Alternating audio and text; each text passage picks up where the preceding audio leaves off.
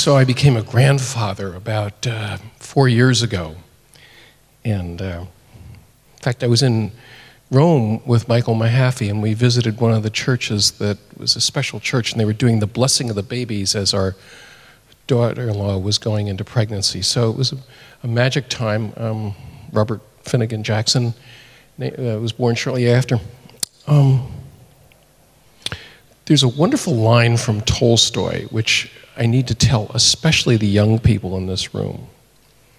Tolstoy said, "Nothing so astounds a man more than old age."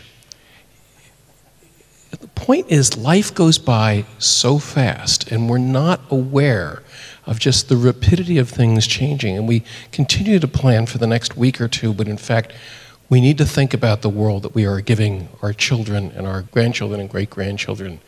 And are they going to be grateful? I'm very grateful to my grandparents. Got World War II, building of the infrastructure of my country, and yet I'm not sure that what we're doing in our generation is acceptable. Just in the last month, that spectacular city with 22,000 people per square kilometer had a flood that was 20 feet above the high level, and within a week, scientists had calculated the likelihood that this had occurred because of climate change was about 60%.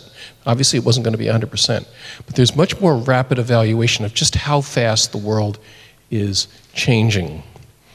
The international group that thought about climate change and began to work, I think they began in 1988, the IPCC, and they projected, they've been working for 30 years, they have been consistently right about so many things, and they've been consistently wrong about one thing.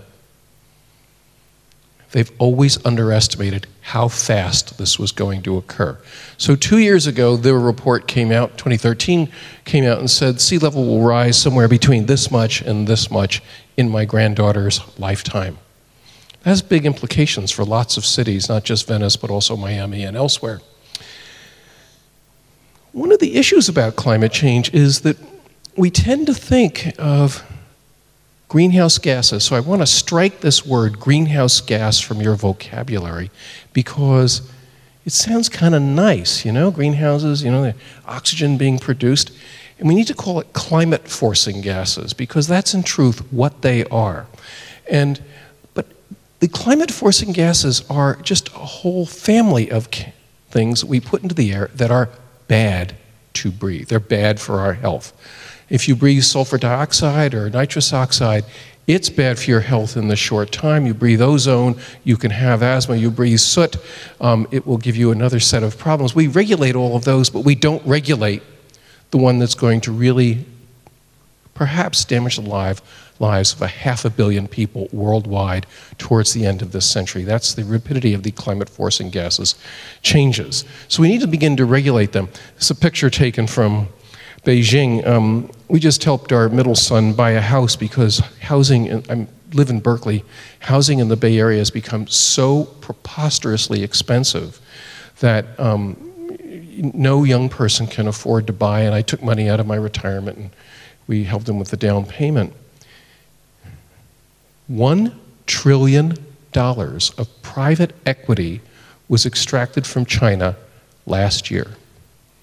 $1 trillion was moved, probably, 15% of the GDP of China was moved overseas because the Chinese are worried about both the economics, but they don't want their grandchildren growing up in cities that where you can't go out and you can't get fresh air. So thinking that all the things that we were just talking about are nice and it's unrelated to GDP, people don't want to live in places. It's a bad investment to live in places that will give your child lung disease.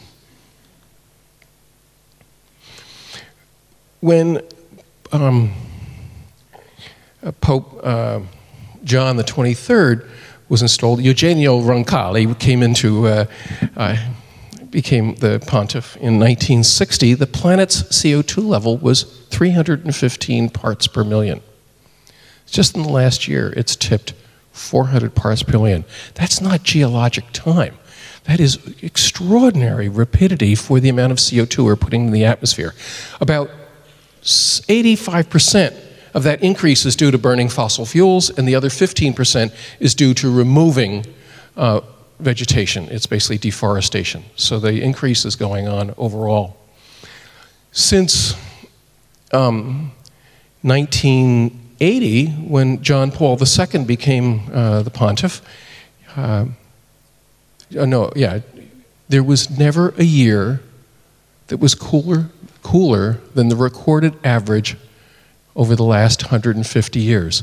My children who are in their 30s have never experienced a cooler than average year in their lives, which is really striking, just the change. All the red lines are above average temperature years. Yep. There's a wonderful statue of Pope Leo XIII when he wrote outside, Rerum Novarum, and he talked about the new things in the world, and it was about hyper-capitalism, and it was the golden era in the United States when there was huge amounts of wealth and unions had to begin to form because people had to take back at least some of the wealth that was being generated by all of this. And he talked about, this is now Pope Leo, talked about the need for human beings to have a fair living wage and a fair and a good job, a decent and safe job. I'm sure back then they said he was a radical and didn't know anything about government and governance, but he knew exactly about human justice and what human beings need. And it was fascinating as I was reading this book, and I really do recommend it. It's Ivero's story about the great reformer, the story of Pope Francis, because Francis says basically the same things. When Laudate Si came out in last summer, I was really thrilled, and I sat down and I read it that summer's day, and it took me about 5 hours. You know, the page would come down and I'd study it, and the next page and the next page, and by the time I finished, and I had done it as quickly as the thing came out, I went online and discovered that a whole series of pundits around the world, right-wing pundits, were saying he has no business of talking about it, he doesn't know anything about climate change. By the way, there's only about 5% of the whole encyclical is about climate change, Laudate Si. The rest is really about human justice and how we use the wealth. The other thing Pope Francis made very clear is people not only everyone has a right to food, but he also makes very clear people have a right and a need for jobs. It is not okay for people to not have work. And it was really very explicitly stated as he went forward with this. Since 1900, the planet, the ocean and the land has gone up about 1 degree Celsius, about 1.5 degrees Fahrenheit, overall, all the measurements on the planet Earth over that time. And over that same period of time, again, since about 1940, when Eugenio Pacelli was Pope Pius, the sea extent, the ice extent on the top of the planet went from 12 million kilometers, and it's now 6 million kilometers. And you all know what happens when you put ice in warm water. It gets smaller. And that's exactly what's happening to our planet. It's an odd picture. Why would he put this in here? The CO2 reduction that we've seen, it's gone up a lot. It would have gone up a lot more, except that we've had 3 major carbon sinks that this stuff has been going into. Number 1 is the oceans. They've been absorbing a lot of carbon dioxide. Number 2 are the boreal forests, the northern forests across the northern hemisphere. Think about all of Siberia and northern Canada. A lot of carbon is sunk into them during the summertime. That's why the thing is a spike on the map of CO2, because it goes down as the forests absorb all of this. And the other absorption area is the tropical forests, Brazil and Central Africa. Well, you know, I was a federal official in the United States. 9 years I was the highest health and environment official in the United States, and it was very difficult. At one point I prepared 14 pages of testimony on the impacts of climate change on health. It was a little unnerving walking into this room because I felt like I was going to a hearing, and I was, you know, you sit down here and you look up at the legislators, and they really are calculated to make you feel very intimidated when you do this. And at one point, one of the legislators thundered at me and said, "Dr. Jackson, you're trying to kill the American dream." And I was very nervous. I said, "Well, sir, George Carlin calls it the American dream because you have to be asleep to believe it. But under the Bush administration, there were huge cuts in the research that could be done on climate change, and the testimony that we did was 14 pages, and it went through the vice president's office and was redacted down to 4 pages. So over and over again, we had these battles over who could say what about science. It wasn't welcome to the table. Since that time, it's been very important because NASA has done, National Aeronautical Space Agency has profiled using satellites where the planet's hot. You can see these are 2 spots that are really hot. Those are the boreal forests. We don't want them hot. We don't want them burning. We don't want soot going up in the atmosphere and landing on Greenland and on the North Pole. We want them to keep growing and get more and more green. And here's a spot up here that should be pretty cold, and it's hotter than normal. In fact, it, in the last week, had the hottest day in recorded satellite history in Greenland with melting across the top, and it's only June. But look at this. What is this blue spot at the top of the North Atlantic? The Gulf Stream's supposed to go up there and carry warm water up, and there's a cold spot at the top of the North Atlantic.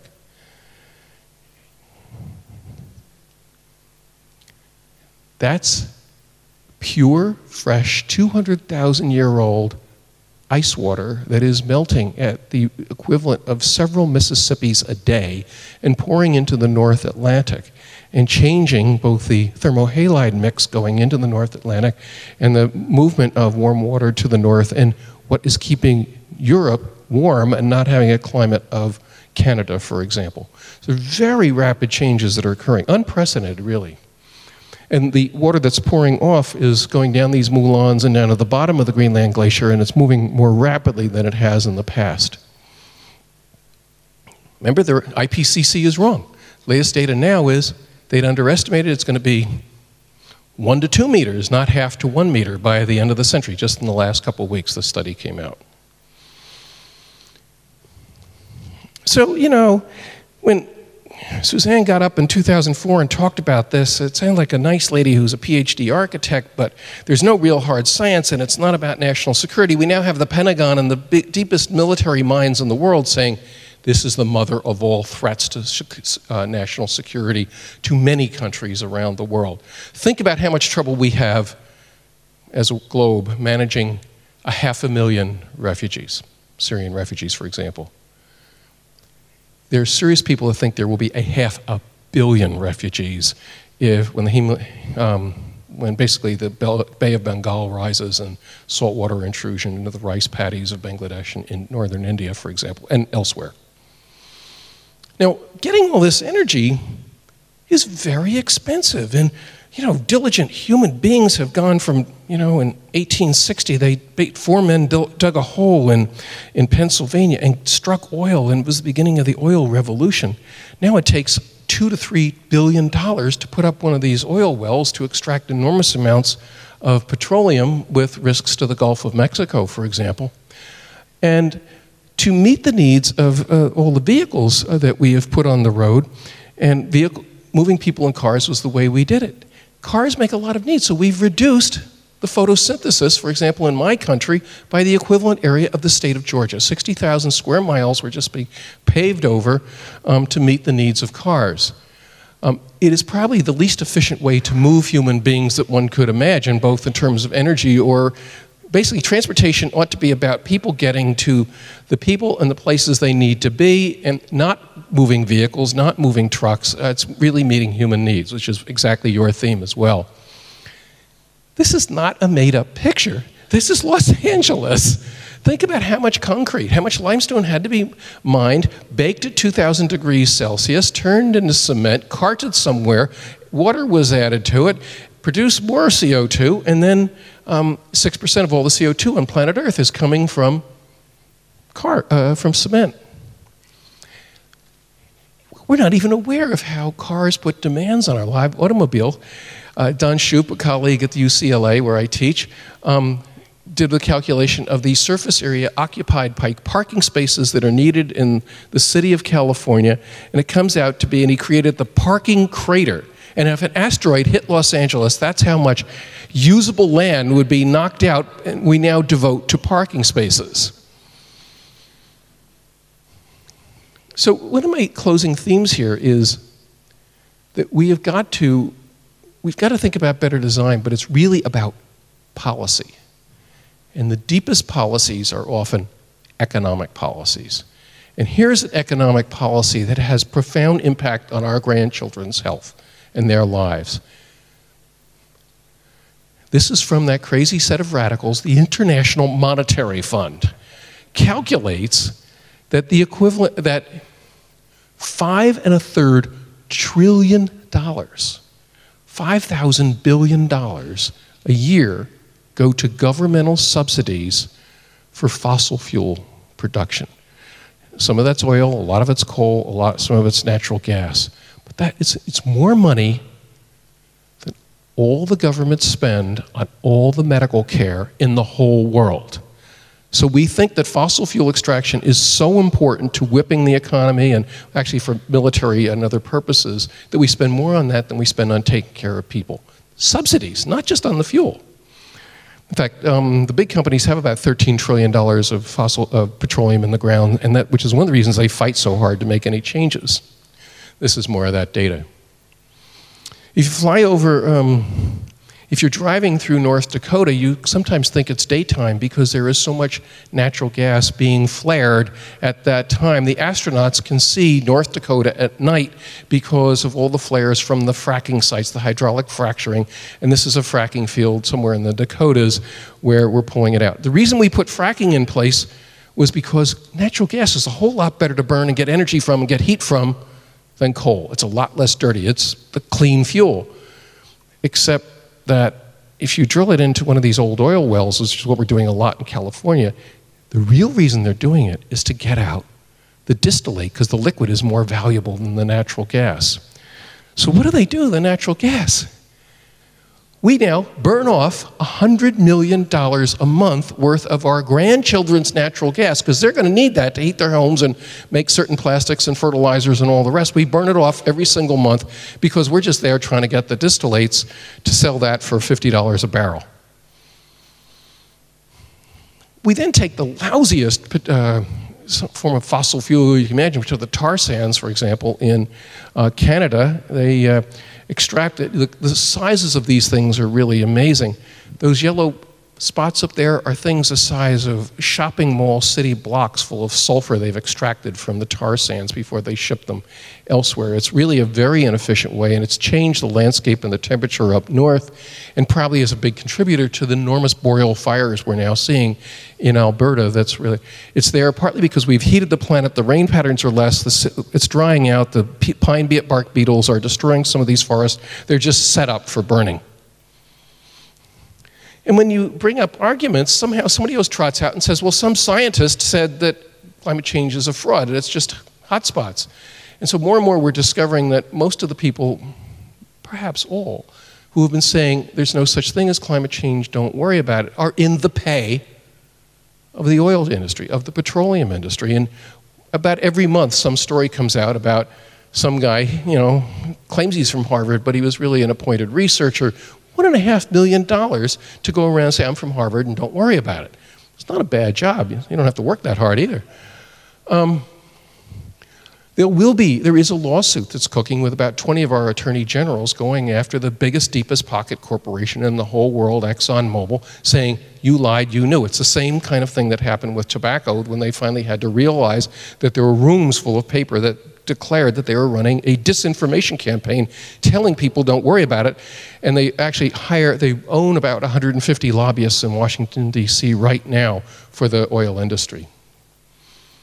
Now, it's really fun for me to be here. I was saying that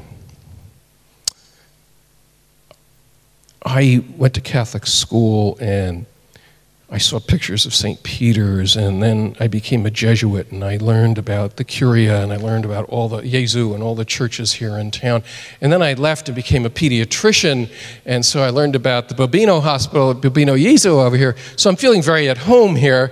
But we think a lot about these issues of Sin. And here is Hieronymus Bosch's 7 Deadly Sins. I love this particular piece of artwork. And there are many serious people that think the most serious of the sins. I was brought up Irish Catholic, so we thought that lust was the most serious sin. But there's serious people who think greed is actually the most serious of the sins, the mother of all of them. And there's a lot of thought about how did greed stop being a personal sin? You know, Scrooge McDuck, jumping into the money bin, and really became a societal and a cultural disorder, which is what it's become when we worship and genuflect before GDP instead of holier things that we should be. So in 2007-8, we discovered that fraud had been perpetrated upon the entire economic system of the whole world. This is a protest. If you go to Wall Street, there's a big bronze bull that sort of represents Wall Street, and here are the protesters saying, no, we're worshiping the golden calf, which is what we've been doing. We were told for 10 straight years that the biggest corporation in Germany, that they were producing clean diesels. Looked everyone straight in the eye and said, oh, we make wonderfully clean cars. When it was discovered that, oh no, they had been rigging the system, they knew full well what they were doing, Angela Merkel said to my governor, Jerry Brown, at the Paris climate conference, why are you trying to wreck my economy? Because California discovered that they were rigging this system. It suddenly hit me that for Germany, Volkswagen was a national asset that they wanted to maintain. They're the largest exporting country in the world, much bigger than China, and there's huge amounts of work that's generated out of Volkswagen. So again, greed and lies. Awful event in Orlando, Florida 2 days ago. Yes, it happened because there were crazy and nasty and awful people, but it also happened because the biggest bunch of thugs and liars going around are the people in the National Rifle Association saying any fool can have an automatic weapon. So over and over again, we make these decisions that are really bad for everyone, and then we lie about them. And I began to think, are we guilty of child abuse, what we're doing? But actually, child abuse is physical abuse, sexual and psychological abuse. I'm not sure we as a society are directly guilty of it, but I'm pretty sure we are guilty of what any court would call child neglect, a failure to supervise, inadequate supervision, exposure to violent environments. So as a generation, we need to call ourselves to our own sins of what we're doing to our future generations and to our planet, and really recognize the change we need to be put in place. So I'll give you a little more bad news and then I'll go forward with some good news. One is when I was a young pediatrician, go into the pediatric clinic, the diabetes clinic over here 30 years ago, you'd never see a child with type 2 diabetes. We called it age-related, adult onset diabetes. We have an endocrinologist. Half of the kids in our diabetes clinic in the US now have type 2 diabetes, and their lifespans are worse than the kids with the type 1s. And they're very difficult to manage. You can imagine when you've got a teenager with this kind of thing.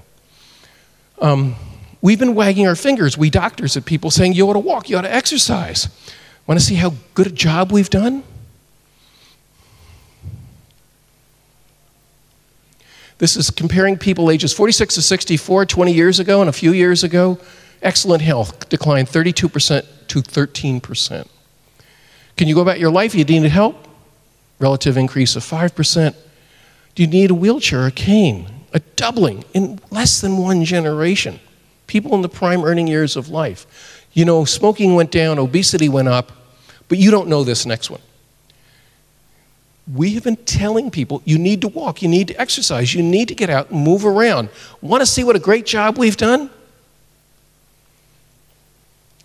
No regular physical activity. Over half the adults in a powerfully statistically valid sample of my country. Why do I put this in here? Because I think when Etre designs a community that entices people to walk, that there's a vegetable stand, there's a flower stand, and then there's your neighbor, and there's a musician over here. You don't sit there. You get out and you can walk, just as Suzanne had said. And we can wag our fingers from now for the next 100 years.